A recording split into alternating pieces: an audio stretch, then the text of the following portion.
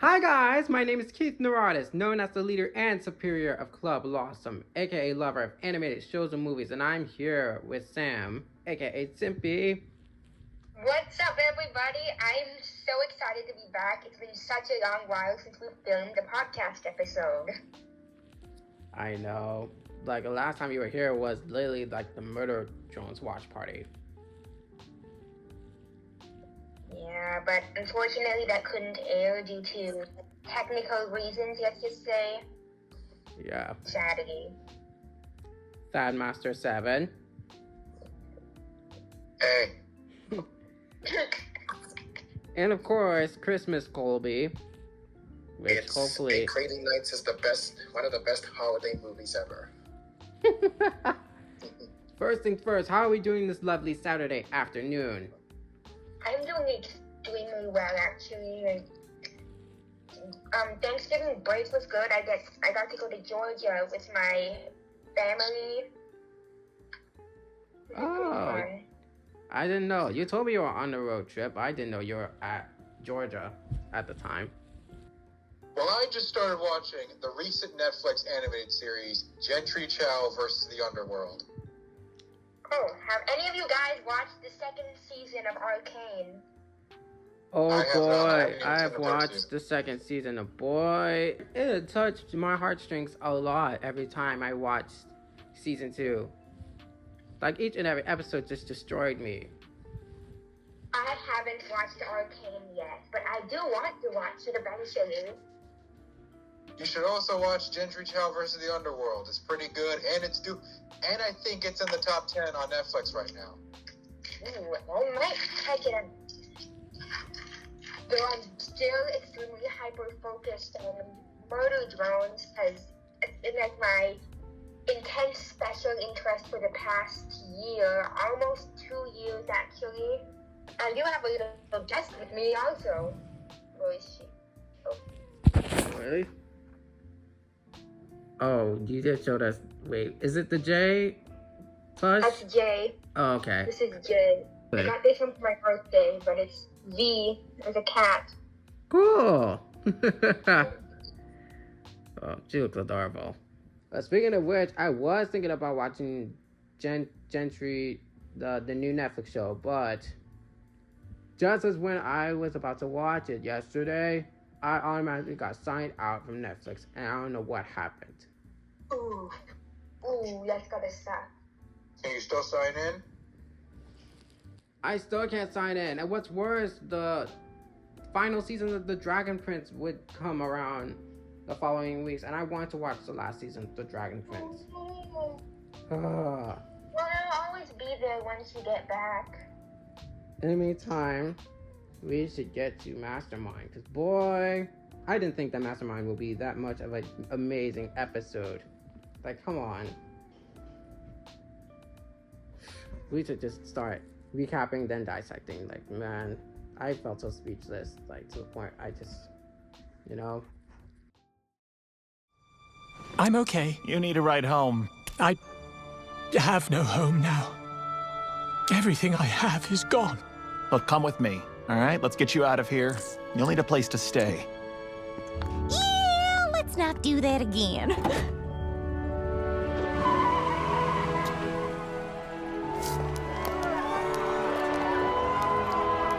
Thank you, everyone. Thank you. Gracias. But, okay, the throwing, not necessary. Okay, thank you.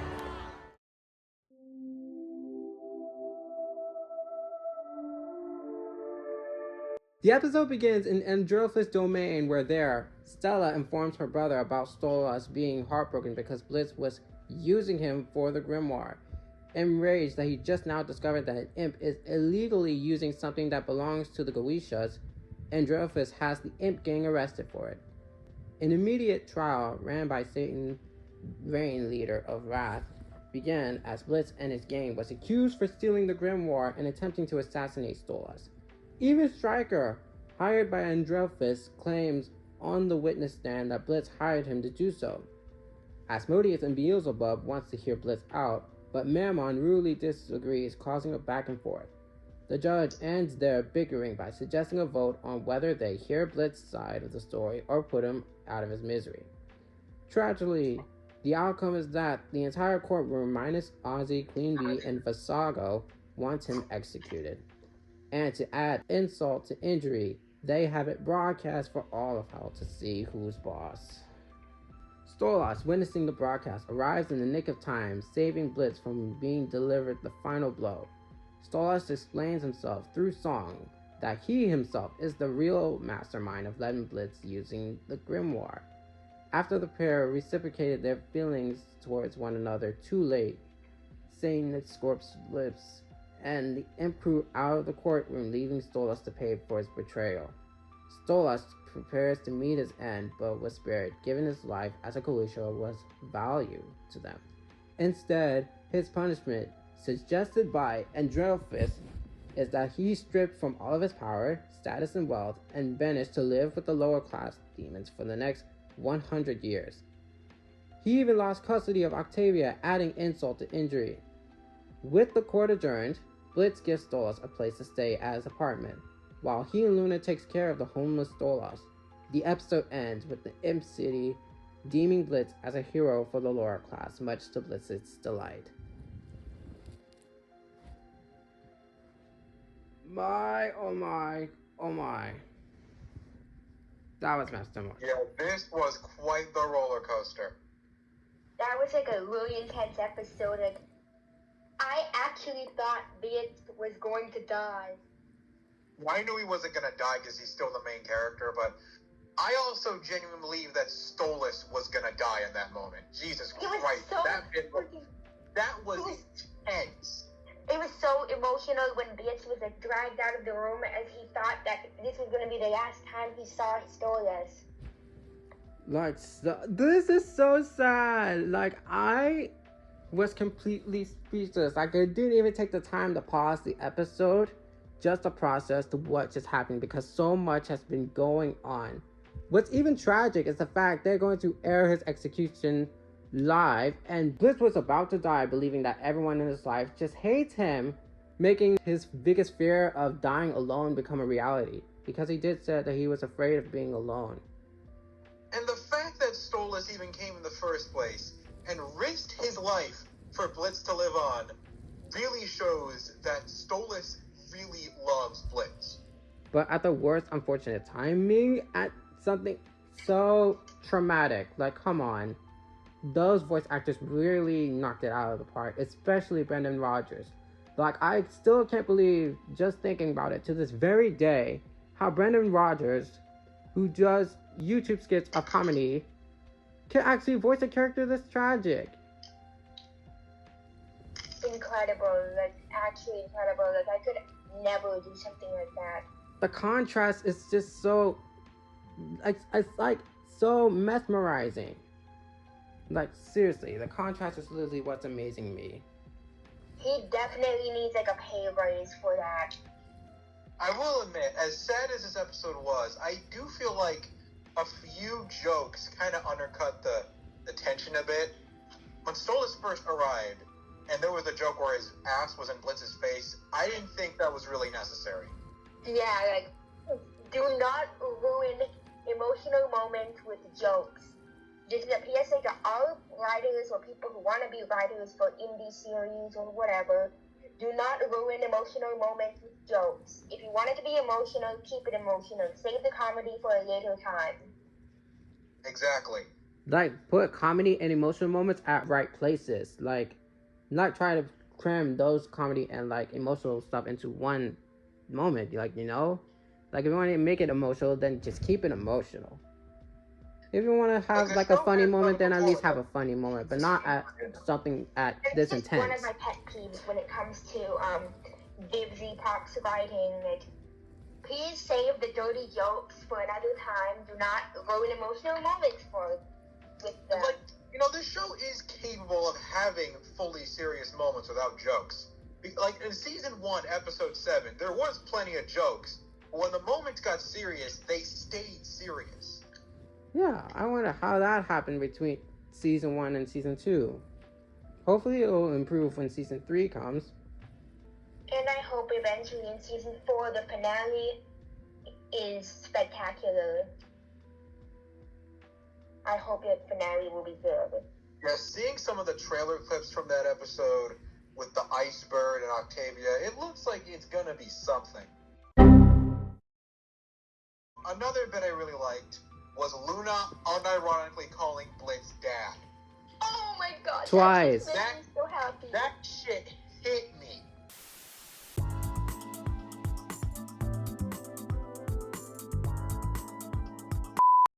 Who's the queen now? Yeah, that's my dad! Will you be there, Looney? Beware. It's lonely. I won't die alone. I'll be there, Dad. Sir, Dad! you're here. I'm so glad you're okay. I love you, Dad. What? I don't think I want to be part of this one, sir. You okay, Dad? I can really tell that there are probably going to be fan fictions of like alternative universes where Blitz does die. Oh, don't get me started. No. Oh. I love angsty fan I'm not sure if I could picture that. Oh my god. I love angsty fan fictions. Not gonna And there was lie. also, right before Blitz was supposedly about to die, he said, "I love you all" to Millie, Moxie, and Luna. That was also just, oh my god. Like, oh my, my heart was racing for Blitz because this poor protagonist went through so much, especially when it comes with the last episode that we witnessed. This one just really takes the cake now. This is why I want to be an indie series creator. Not gonna be easy, but I really want that to happen one day for me. Like I said before, with the rising of indie animation, we're starting to have more and more creative freedom. Oh, and by the way, are we not going to address the fact that Fizzarolli was nearly about to witness his best friend about to die? Right when he just made up with him, too. Yes, like, can this That is poor so frog can't catch a break, man. Like, Just he's... a punch in the gut. I know, right? Like, my favorite character has been Fizzarolli ever since the latest 2 episodes, Oops and Mammon special. I love Fizz. I just love Fizz. I love his character. I love his personality. I especially love his design. He's just so cool. I And know. Alex Brightman. But like you said, it's just given the fact he really managed to forgive Blitz and ready to rekindle his friendship with him, only for it to nearly be stripped away again. Come on. The reason they hate each other, it's none of their fault. It's actually the fault of Blitz's dad. Oh, God. Jeez Louise. Like, that's just, after watching this entire scene, this entire episode, that makes me even more scared about the finale. I can actually kind of predict that there's going to be a therapy episode. Please, if we actually have a therapy episode, like, please, like, we definitely need a therapy episode. Maybe Fasago could most likely be playing the therapy role. Like, imagine Harvey Gilman went from being a therapist dog to now being the therapist parrot, owl, whatever bird he is. But that's jeez Louise. What were your favorite moments from that episode? When Blitz finally got to reunite with Stolas and took him in the apartment and just began to take care of him, and they even kissed him on the forehead. If you look at the text messages Blitz got, you can see that he's getting text messages about people looking for jobs at IMP. And to be fair, I love about the ending for Blitz, because Blitz is literally like the first Hellborn imp to survive, to even escape from being executed. Yes, like, oh my god, imagine if like in a later episode there are new IMP employees we get to meet. Yeah, and what I'm starting to now notice is that with Blitz being this imp, he's being treated like as if he's nothing, whereas Stolas was being the world treated as something. Now the tables have been turned by the end. Now Stolas has been treated as the traitor, and now Blitz is being from zero to hero. Yes. It's a really good episode, I gotta say. I would say it's one of my favorite episodes out of the entire series. It definitely wasn't a perfect episode, but it definitely made up for it with its emotional moments and massive status quo change. That is correct. Also, Satan's design is really cool. I love it. I was about to say that. Like, I can already tell there's gonna be some really interesting fan art of him. Also, what I love about the ending is that though Blitz could have been most likely felt ecstatic that he's finally getting the love and recognition that he got from the lower class, his only focus was on Stolas and making sure he's just taking care of him, given the fact that Stolas really basically just lost everything at this point.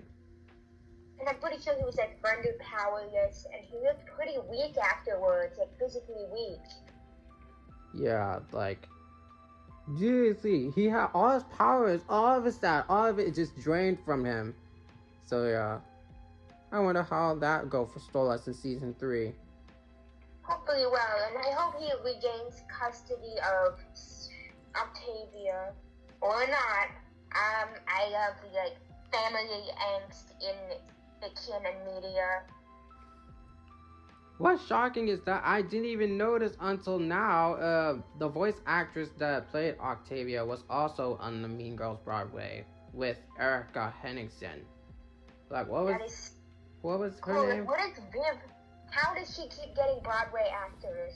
Though if I do have my own indie series, I'll probably stick with actual voice actors, like Michael Kovac, definitely. I do need him when I have like my own indie series. And beat him, join him, I guess. Oh yeah, and speaking of which, I haven't noticed until now that Kesha returned voicing Beelzebub, because at first I thought I was going to take the similar route with Stryker when Stryker was originally voiced by Norman Reedus but was replaced by Edward Bosco.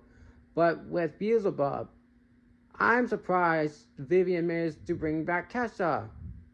Another hilarious moment that I didn't point out until now is that throughout this entire trial, you may have noticed there's an empty seat for Lucifer, but he's in the private ring rekindling his relationship with Charlie. He had to be right back 5 minutes with this rubber ducky. And he's in the show that's streaming on Amazon, so there'd be some rights issues with that. Yeah. I mean, at least he managed to sneak in Lucy at this without like bringing the entire appearance of Lucifer into Helluva Boss, you know? So Colby, what were your favorite moments? Ooh, okay. Yeah, my favorite moments were was pretty punching sting that the peoples of Helluva Boss actually care about Blitz. I know, like right, like after that broadcast. Yeah, getting over on. I can't do a good impression. I'm sorry. It's okay. Like, I know what you mean. Like, after that broadcast, like, Blitz thinks that everyone hates him, but in reality, there are actually people that actually cared about him that literally thought that he was about to die. Like, you saw that with the Imp Gang, Luna, Millie, Moxie, Verasika, Fizzarali. And now, after the trial, is like, after hearing the truth from BA Song, which amazing song, by the way. The whole massive props to Viv for creating that song. I don't know if she is a solo, if she writes all the songs. I'm pretty sure she did write that one. I'm not sure, but it was really good. I really like the song. I feel like it's Sam Haft that had to be making these songs. With that said, what can you predict on the season 2 finale that is Sinsmas? Oh my goodness. As you said, it will be Octavia focused, so maybe it's her trying to get back into contact with her dad, but maybe Stella is forbidding her from doing so she has to find ways to contact him without her knowing. So it's going to be like her trying to rekindle her relationship with Stolas. No, please. I just want this to have a happy ending, but unfortunately, this is Helluva Boss. I feel like this episode, this finale alone is going to end on a tragic note.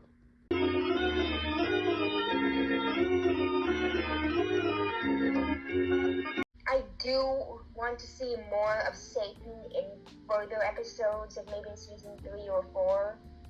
I wouldn't mind that. I also wouldn't mind seeing more interactions between all the Sins.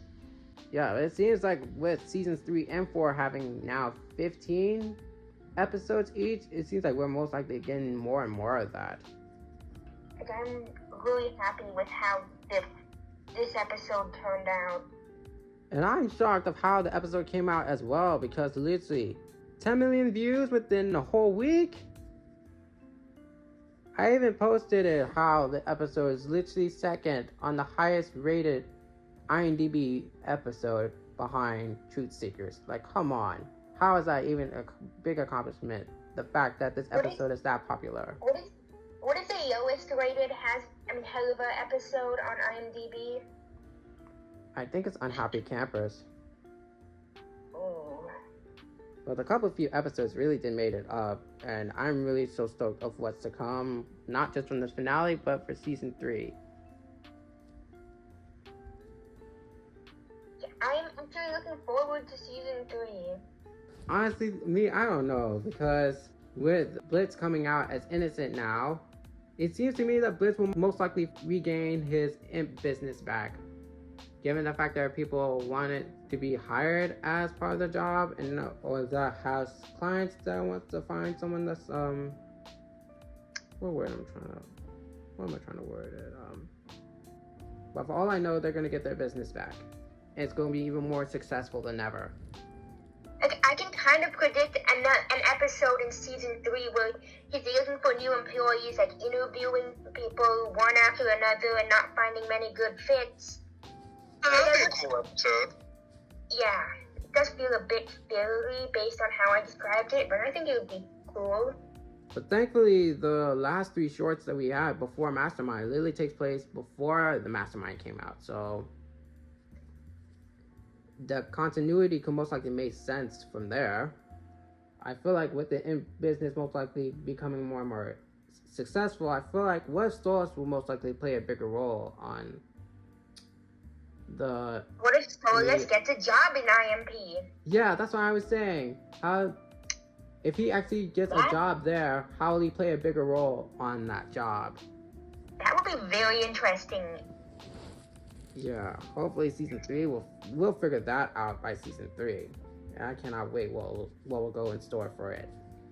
With that said, thank you all for being at today's LASM podcast. Man, I feel more and more stoked about what's to come for not just this year, but for next year as well. Because my goodness, like I already can just rate this episode 10 out of 10 at this point, because my gosh, it was an amazing episode.